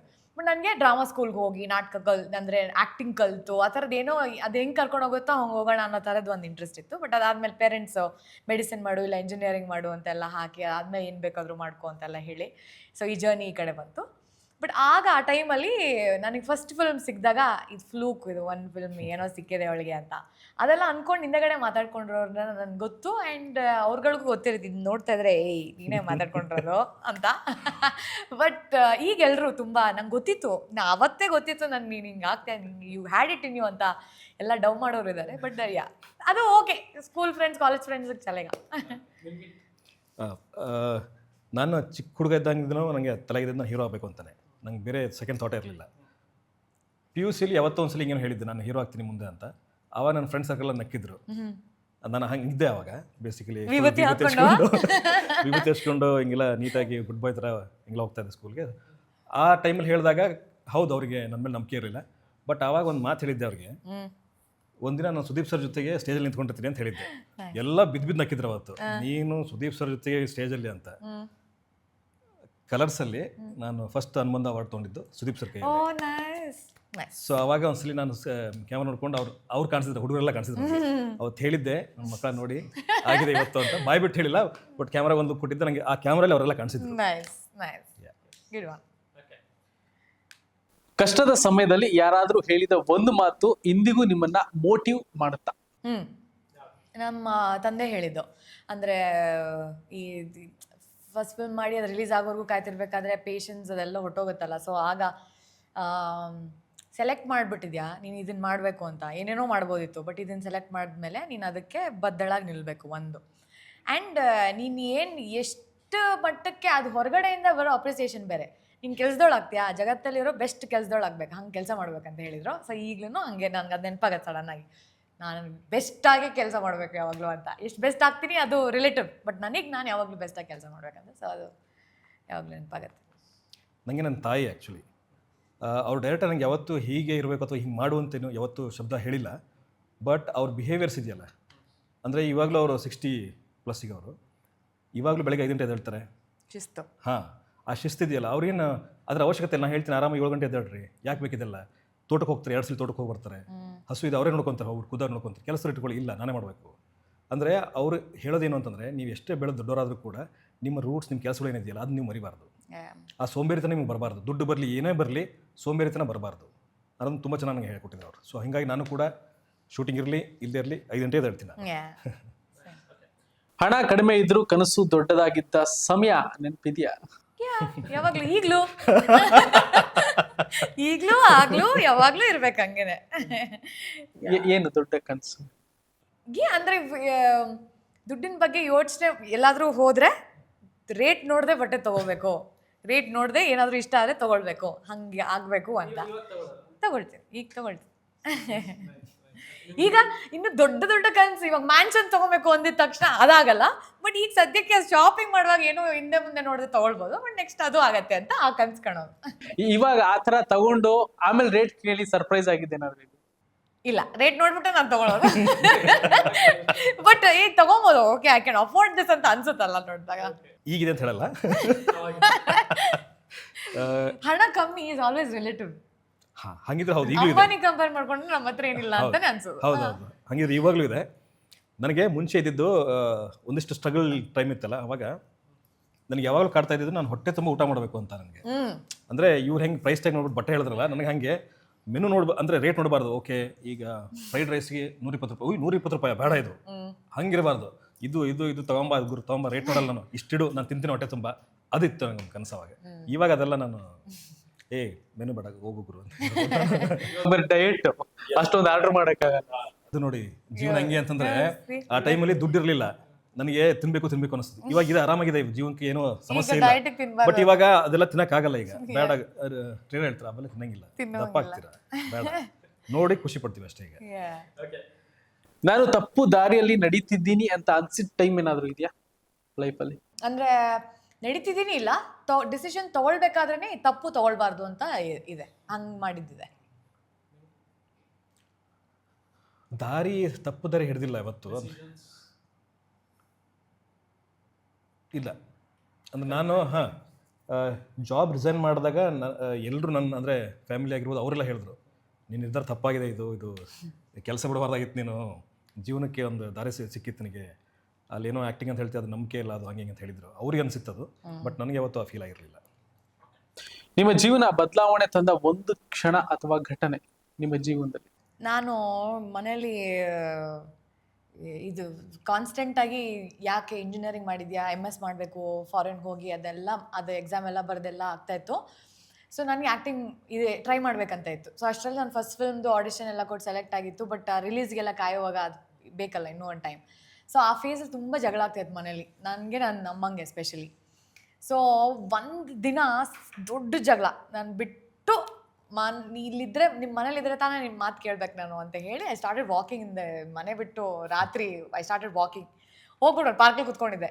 ಅವತ್ತಿನ ದಿನ was the biggest turning point where ಅದಾದಮೇಲೆ ದೇ ರಿಯಲೈಸ್ ಇವಳಿಗೆ ಹುಚ್ಚೆ ಇದ್ದಿದೆ ಇದ್ರ ಬಗ್ಗೆ, ಸುಮ್ಮನೆ ಬಿಟ್ಬಿಡೋಣ, ಅದು ಏನು ಮಾಡ್ತಾರೆ ಮಾಡ್ಕೊಳ್ಳಿ, ಅದು ಎಷ್ಟೊತ್ತು ನೋಡೋಣ, ಅದು ಫೇಲ್ ಆಗುತ್ತೆ ಅಂತ ಅವ್ರಿಗೆ I think they thought I will fail or whatever, but still they prayed that okay ಏನೋ ಒಂದು ಉದ್ಧಾರ ಆಗಲಿ ಅಂತ. ಬಟ್ ಅದು ಅಮ್ಮನ ಪ್ರೇಯರ್ಸೋ ಇಲ್ಲ ಏನೋ ನನ್ನ ಡಿಟರ್ಮಿನೇಷನು ಅದು ಹೋಗ್ತಾನೆ ಇತ್ತು. ಆ್ಯಂಡ್ ಇವತ್ತು ಈಗ ನಾನು ಸ್ಟಾರ್ಟ್ ಮಾಡೋದು 2019 ಫಿಲ್ಮ್ ರಿಲೀಸ್ ಆಗಿತ್ತು. ನಾನು ಶೂಟ್ ಸ್ಟಾರ್ಟ್ ಮಾಡಿದ್ದು 2017 ಎಂಡಲ್ಲಿ, ಸಾರ್ಸ್ 2018 ಸ್ಟಾರ್ಟಿಂಗಲ್ಲಿ. ಸೊ ಆ ಫೇಸಲ್ಲಿ ಆ ಒಂದಿನ ಅದು ಚೇಂಜ್ಡ್ ಥಿಂಗ್ಸ್. ಜೀವನದಲ್ಲಿ ಬದಲಾವಣೆ ತಂದ ಒಂದು ಕ್ಷಣ ಅಥವಾ ಘಟನೆ ಇನ್ನೊಂದ್ಸಲಿ ಕೇಳ್ತೀನಿ ಅವ್ರು ಹೇಳ್ಬಿಟ್ರು. ಸರ್ತಿ ಸೊ ನನಗೆ ನಾನು ಫಸ್ಟ್ ನಾಟಕ ಮಾಡಿದ್ದೆ ಒಂದನೊಂದು ಕಾಲದಲ್ಲಿ ಅಂತ, ಸಿನಿಮಾ ಇದೆಯಲ್ಲ ಶಂಕರ್ನಾಗ್ ಅವ್ರದ್ದು ಒಂದನೊಂದು ಕಾಲದಲ್ಲಿ, ಅದನ್ನೇ ನಾವು ನಾಟಕ ಮಾಡಿದ್ವಿ. ರಂಗಪಯಣ ಅಂತ ನನ್ನ ತಂಡ, ರಾಜಗುರು ಹೊಸಕೋಟೆ ಅದರ ನಿರ್ದೇಶಕರು. ಫಸ್ಟ್ ನಾಟಕ ನಂದದು ರವೀಂದ್ರ ಕಲಾಕ್ಷೇತ್ರದಲ್ಲಿ ಆಗಿತ್ತು. House full show. ನನಗೆ ಫುಲ್ ಅಂದರೆ ಜನ ಬರ್ತಾರೆ ಅನ್ನೋದೊಂದು ದೊಡ್ಡ ಕ್ವಶನ್ ಮಾರ್ಕು. ನಾನು ಫಸ್ಟ್ ಟೈಮ್ ರಂಗ ಪ್ರವೇಶ ಮಾಡ್ತಾ ಇದ್ದೀನಿ ಅಂತ. ಹೌಸ್ಫುಲ್ ಆಗಿದೆ. ನಾನು ಫಸ್ಟು ಕರ್ಟನ್ ಇರುತ್ತಲ್ಲ ಅಲ್ಲಿ ನಿಂತ್ಕೊಂಡು ಡೈರೆಕ್ಟ್ರಿಗೆ ಕೇಳಿದೆ, ಸರ್ ಜನ ಇದ್ದಾರಾ ಸರ್ ಅಂತಂದು, ಜನ ಓದಿದಾರಾ ಸರ್ ಅಂತ. ಅವರು ಸ್ವಲ್ಪ ನೀವು ಹಿಂಗೆ ಇಣಿಕ್ ನೋಡಿ ಅಂತಂದರು. ಹಿಂಗೆ ನೋಡಿದ್ರೆ ಫುಲ್ ಜನ ಇದ್ದಾರೆ, ಕೆಳಗೆ ಮೇಲೆ ಎಲ್ಲ ಹೌಸ್ಫುಲ್. ನನಗೆ ಒಂದು ಎಕ್ಸ್ಟ್ರಾ ಎನರ್ಜಿ ಬಂತ. ಸರಿ ಅಂದ್ಕೊಂಡು ನಾಟಕ ಎಲ್ಲ ಆಯಿತು. ಕರ್ಟನ್ ಕಾಲ್ ಅಂತ ಮಾಡ್ತಾರೆ, ಎಲ್ಲ ಪಾತ್ರಧಾರಿಗಳು ನಿಂತ್ಕೊಂಡಿರ್ತಾರೆ, ಆ ಪಾತ್ರದ ಹೆಸರು ಆಮೇಲೆ ರಿಯಲ್ ಹೆಸರು ಹೇಳ್ತಾರೆ. ಅಲ್ಲಿಂದ ಲೈನ್ ಬಂತು ಹಿಂಗೆ ಎಲ್ಲ ಹೇಳ್ಕೊಂಡು ನಾನು ಮಿಡಲ್ ನಿಂತ್ಕೊಂಡಿದ್ದೀನಿ, ನನ್ನ ಹೆಸರೇ ಬರಲಿಲ್ಲ, ನಾನು ಮರ್ತುಬಿಟ್ರೆ ನನ್ನ ಅಂತ ನನಗೆ ಗೊತ್ತಿಲ್ಲ, ಅದು ಮೇನ್ ಕ್ಯಾರೆಕ್ಟರ್ ಆಮೇಲೆ ಹೇಳ್ತಾರೆ ಅಂತ ನಾನು ಹೇಳೋದು ಅನ್ಕೊಂಡೆ. ಆಮೇಲೆ ಹೋಗ್ಲಿ ಬಿಡ ಸುಮ್ಮನಾದೆ. ಹಿಂಗೆ ಹೋಯ್ತು ಲೈನು. ಲಾಸ್ಟ್ಗೆ ಗಂಡು ಗಲಿ ಪಾತ್ರದಲ್ಲಿ ಅಂತ ನನ್ನ ಹೆಸರು ಹೇಳಿ ನಾನು ಹೋಗ್ಬಿಟ್ಟು ನಮಸ್ಕಾರ ಮಾಡಿ ಸ್ಟೇಜಿಗೆ ನಮಸ್ಕಾರ ಮಾಡ್ದಂಗೆ 5 ನಿಮಿಷ ಆ ವಿಜಲ್ ಮತ್ತು ಚಪ್ಪಾಳೆ ಬುಯ್ ಅಂತ ಇದೆ. ಅದು ನನಗೆ ಇದು ನನಗೆ ಬೇಕಾಗಿರೋದು, ಇದು ನನಗೆ ಮಜಾ. ಅಂದರೆ ನಾನು ಬಂದಿರೋದು ಇದಕ್ಕೋಸ್ಕರ, ನನಗೇನು ಕಿಕ್ ಕೊಡ್ತಾರೆ ಇದು. ನನಗೆ ಯಾವಾಗ ಅನಿಸ್ತು ಇದು ಕಂಟಿನ್ಯೂ ಆಗಬೇಕು ನನಗೆ. ಅಲ್ಲಿಂದ ನನಗೆ ಫುಲ್ ಟರ್ನ್ ಆಯ್ತು. ನನಗೆ ನಂದೇನು ಸ್ಟ್ರಾಂಗ್ನೆಸ್ ಇತ್ತು ಆ್ಯಕ್ಟರ್ ಆಗಬೇಕು ಅನ್ನೋದು ಅದನ್ನು ಜಾಸ್ತಿ ಆಯ್ತು ಅಲ್ಲಿಂದ. ರಂಗಪಯಣ ಅಂತ ಸಮಯ ನನಗೆ ಡೇಟು 2025 ಅಲ್ವಾ, ಒಂದು 10 ವರ್ಷದ ಹಿಂದೆ ಅನ್ಕೊಳ್ಳಿ, 10-12 ವರ್ಷದ ಹಿಂದೆ. ಎಸ್. ಇದು ನಿಮ್ಮ ಫೇವ್ರೆಟ್ ಕ್ವಶನ್ ಅನ್ಕೋತೀನಿ, ಇಲ್ಲ ನನ್ನ ಫೇವ್ರೆಟ್. ನಿಮ್ಮ ಜೀವನದ 7 ಬೀಳುಗಳನ್ನ ಒಂದೇ ಹಾಡಿನ ಮೂಲಕ ಹೇಳ್ಬಹುದು ಅಂತಂದ್ರೆ ಯಾವುದು? ಬಾನಿಗೊಂದು ಎಲ್ಲೆ ಎಲ್ಲಿದೆ, ನಿನ್ನ ಆಸೆಗೆಲ್ಲಿ ಕೊನೆಯಿದೆ, ಏಕೆ ಕನಸು ಕಾಣುವೆ, ನಿಧಾನಿಸು ನಿಧಾನಿಸು, ಆಸೆ ಎಂಬ ಬಿಸಿಲು ಕುದುರೆ ಏಕೆ ಇರುವೆ, ಮರಳುಗಾಡಿನಲ್ಲಿ ಸುಮ್ಮನೇಕೆ ಅಲೆಯುವೆ, ಅವನ ನಿಯಮ ಮೀರಿ ಎಲ್ಲಿ ಏನು ಸಾಗದು, ನಾವು ಬಯಸಿದಂತೆ ಬಾಳಲೇನು ನಡೆಯುವುದು, ವಿಷಾದವಾಗಲಿ ವಿನೋದವಾಗಲಿ ಅದೇನೇ ಆಗಲಿ ಅವನ ಕಾರಣ, ಬಾನಿಗೊಂದು ಎಲ್ಲಿ ಎಲ್ಲಿದೆ, ನಾಸೆಗೆಲ್ಲಿ ಕೊನೆಯಿದೆ. Super super super super. Yes, ನಿಮ್ಗೆ ಹೇಳ್ಬಿಡಿ ಅವ್ರ ಹಾಡ್ಲಿ. ಅರಳುವ ಹೂಗಳೇ ಆಲಿಸಿರಿ, ಬಾಳೊಂದು ಹೋರಾಟ ಮರೆಯದಿರಿ, ಬೆಳಗಿನ ಕಿರಣಗಳೇ ಬಣ್ಣಿಸಿರಿ, ഇരുളിന്റെ ಬೆಳಕೊಂಡು ಮರೆದಿರಿ. Super nice. ತುಂಬಾ ಚೆನ್ನಾಗಿ ಹಾಡ್ತಿದ್ರಿ. ಈ ಸಿನಿಮಾದಲ್ಲಿ ಹಾಡಿದ್ದೀರಾ? ನೋಡಿ, ಚರಣ್ ಅವ್ರು ನನಗೆ ಒಂದ್ ಚಾನ್ಸು ಕೊಟ್ಟಿಲ್ಲ. ಶರಣ್ ಅವ್ರು ಕೊಡ್ಬೇಕಾ ಡೈರೆಕ್ಟರ್ ಕೊಡ್ಬೇಕಾ? ಅದಕ್ಕೆ ಹೇಳೇ ಇಲ್ಲ, ಹೊಡೋಗ್ತಾ ಇದಾರೆ ನೋಡಿ, ಎಲ್ಲೋ ಭಾಗ ಅಲ್ಲಿ ನೋಡಿ ಎಲ್ಲೋ ಹೋಗ್ತಾ ಇದಾರೆ ಅವ್ರು. ಯಾರು ನನ್ಗೆ ಒಂದ್ ಮಾತು ಕೇಳಿಲ್ಲ, ಕೋರಸ್ ಅಟ್ಲೀಸ್ಟ್ ಬಂದು ಹಾಡಿ ಅಂತ. ನನಗೆ ತುಂಬಾ ಹಲ್ಟ್ ಆಗಿದ್ದೀನಿ ನಾನು. ಅನ್ಕೊಂಡಿರ್ತಾರ ಗೊತ್ತಾ, ಸಿನಿಮಾ ಇದ್ ಕೇಳಿದಾಗ್ಲೇ ಫ್ರೀಯಾಗಿ ಹಾಡ್ತೀನಿ ಅಂದ್ರೂ ಕರ್ಸಿ ಹಾಡ್ಸಿಲ್ಲ. ಹೇಳಿದ್ದು ಹಾಗಾದ್ರೆ ಕ್ಲಾಸ್ ತಗೋಬೇಕು. ಅದೇ ನೀವು ಕೇಳಿ ಒಂದ್ಸರ್ತಿ. ಸಾಕಷ್ಟು ವಿಚಾರಗಳನ್ನ ನಾವು ಮಾತಾಡಿದ್ವಿ. ಅಂಡ್ ಬಾರ್ನಾಮಿ ಇನ್ನೇನು ಕೆಲವೇ ದಿನಗಳಲ್ಲಿ ಸ್ಕ್ರೀನ್ ಮೇಲೆ ಬರುತ್ತೆ. ಆ ಒಂದು ಹಬ್ಬ ಮಾಡಕ್ಕೆ ರೆಡಿ ಆಗಿದ್ದೀರಾ ಇಬ್ರು. ಸೊ ಫೈನಲಿ ಏನ್ ಹೇಳಕ್ಕೆ ಇಷ್ಟಪಡ್ತೀರಾ ಆಡಿಯನ್ಸ್ಗಳಿಗೆ? ನಾವೊಂದು ಬ್ಯೂಟಿಫುಲ್ ಆದ ಒಂದು ಲವ್ ಡ್ರಾಮಾ ಮಾಡ್ಕೊಂಡು ಬಂದಿದ್ವಿ. ಆ್ಯಂಡ್ ಟ್ರೇಲರ್ ನೋಡಿದ್ರೆ ನಿಮಗೆ ಸಿನಿಮಾ ಎಷ್ಟು ಚೆನ್ನಾಗಿ ಮೂಡ್ ಬಂದಿರ್ಬೋದು ಅಂತ ಅನ್ಸುತ್ತೆ. ಬಿಕಾಸ್ ನನಗೆ ಟ್ರೇಲರ್ ತುಂಬ ಇಷ್ಟ ಆಯಿತು. ಒಂದು ಆಡಿಯನ್ಸ್ ಆಗಿ ನೋಡಿ ಅದು ಕಥೆಲಿ ಇದ್ದೀನಿ ಅನ್ನೋದನ್ನ ಮರೆತು ನೋಡಿದಾಗ ನನಗೆ ಟ್ರೇಲರ್ ತುಂಬ ಮಜಾ ಕೊಡ್ತು. ಆ್ಯಂಡ್ ಅದೇ ನಿಮಗೂ ಅನಿಸಿರುತ್ತೆ ಅನ್ನೋದು ನನ್ನ ನಂಬಿಕೆ. ಸೊ ಟ್ರೇಲರ್ ನೋಡಿ ನಿಮಗೆ ಈ ಕಥೆಯಲ್ಲಿ ಇನ್ನೂ ಏನೇನಾಗುತ್ತೆ ಅಂತ ತಿಳ್ಕೊಳ್ಳೋ ಒಂದು ಕುತೂಹಲ ಇದ್ದರೆ ಖಂಡಿತವಾಗ್ಲೂ ನೀವು ಥಿಯೇಟರಿಗೆ ಬಂದು ನಮ್ಮೊಟ್ಟಿಗೆ ಸಿನಿಮಾ ನೋಡಿ. ಆ್ಯಂಡ್ ಅದಾದಮೇಲೆ ನೀವು ಕೊಟ್ಟಿರೋ ದುಡ್ಡಿಗೆ ತೃಪ್ತರಾಗಿ ವಾಪಸ್ ಹೋಗ್ತೀರಾ ಅನ್ನೋ ಒಂದು ಗ್ಯಾರಂಟಿ ನಾನು ಕೊಡ್ತೀನಿ. ಒಂದು ಒಳ್ಳೆ ಕತೆ, ಒಂದು ಒಳ್ಳೆ ತಂಡ ನಿಮ್ಮ ಮುಂದೆ ಒಂದು ಹೊಸದಾಗಿ ಒಂದು ಕತೆ ಹೇಳಕ್ಕೆ ಹೊರಟಿದ್ದೀವಿ. ಸೊ ಇವ್ರು ಹೇಳ್ದಂಗೆ ಆ ದುಡ್ಡಿಗೆ ಮೋಸ ಆಗಲ್ಲ, ಅಷ್ಟು ಮಾತ್ರ ನಾವು ಗ್ಯಾರಂಟಿ ಕೊಡ್ಬೋದು. ಬಂದು ನೋಡಿ ನಮ್ಮಂಥ ಹೊಸಬರಿಗೆ ಹರಿಸಿ. Thank you. Super, thank you. ಸಾಕಷ್ಟು ವಿಚಾರಗಳನ್ನ ಮಾತಾಡಿದ್ರಿ. ಚೈತ್ರ ಅವ್ರು ಇದ್ದಾರೆ ಅಂದ್ರೆ ನಾನು ಯಾವಾಗಲೂ ಕೇಳುವಂಥದ್ದು ನನಗೋಸ್ಕರ ಒಂದು ಹಾಡು ಹಾಡಿ. ಗಗನದ ಸೂರ್ಯ ಮನೆ ಮೇಲೆ ಈ ನನ್ನ ಸೂರ್ಯ ಹಣೆ ಮೇಲೆ ಚಿಲಿ ಚಿಲಿ ಹಾಡು ಎಲೆ ಮೇಲೆ ನಿನ್ನ ಪ್ರೀತಿ ಹಾಡು ಎಲೆ ಮೇಲೆ ಗಾಳಿ ಗಾಳಿ ತಂಪು ಗಾಳಿ ಊರ ತುಂಬ ಇದೆ ನಿನ್ನ ಹೆಸರ ಗಾಳಿಯೊಂದೆ ನನ್ನ ಉಸಿರಲ್ಲಿದೆ ನಮ್ಮ ಪ್ರೀತಿ ಬೆಳಗೋ ಇತಿಹಾಸವೇ ನಿನ್ನ ಸಹಚಾರವೇ ಚೈತ್ರ ಅಲ್ಲಿ ನನಂಚರ ಅಮರ ತುಂತುರು ಅಲ್ಲಿ ನೀರ ಹಾಡು ಕಂಪನ ಇಲ್ಲಿ ಪ್ರೀತಿ ಹಾಡು ಹಗಲಿರಲಿ ಇರುಳಿರಲಿ ನೀನಿರದೆ ಹೇಗಿರಲಿ ನನ್ನ ತುಂಬು ಹೃದಯ ನೀ ತುಂಬಿದೆ. ಮಾಡ್ಕೊಂಡು ಆಡ್ಬಿಟ್ಟಿದ್ದೀನಿ ನಾನು. Okay, thank you so much. ಇಷ್ಟೊತ್ತು ಫಿಲ್ಮ್ ಬೀಟ್ಗೆ ಟೈಮ್ ಕೊಟ್ಟು ಮಾತಾಡಿದ್ರೆ thank you and all the best. First day first show ನೀವು ನಿಮ್ಮ ಜೊತೆ ನಾನು ಕೂಡ ಬಂದು ಸಿನಿಮಾ ನೋಡ್ತೀನಿ ಅಂತ ಹೇಳ್ತಾ ಇಷ್ಟೊತ್ತು ಮಾತಾಡೋದಕ್ಕೆ ಥ್ಯಾಂಕ್ ಯು. Thank you. ಮಾರ್ನಾಮಿ ನಿಮ್ಮ ನಿಯರೆಸ್ಟ್ ಥಿಯೇಟರ್ಗೆ ಬರುತ್ತೆ. ಎಲ್ಲರೂ ಕೂಡ ಹೋಗಿ ಚಿತ್ರಮಂದಿರದಲ್ಲಿ ಸಿನಿಮಾ ನೋಡಿ ಅಂತ ಹೇಳ್ತಾ ಈ ಎಪಿಸೋಡ್ ನಿಮಗೆ ಇಷ್ಟ ಆಗಿದೆ ಅಂತ ಅನ್ಕೊಳ್ತಾ ನೆಕ್ಸ್ಟ್ ಎಪಿಸೋಡ್ನಲ್ಲಿ ಮತ್ತೆ ಸಿಗ್ತೀನಿ. ನೋಡ್ತಾ ಇರಿ ಫಿಲ್ಮ್ ಬೀಟ್ ಕನ್ನಡ.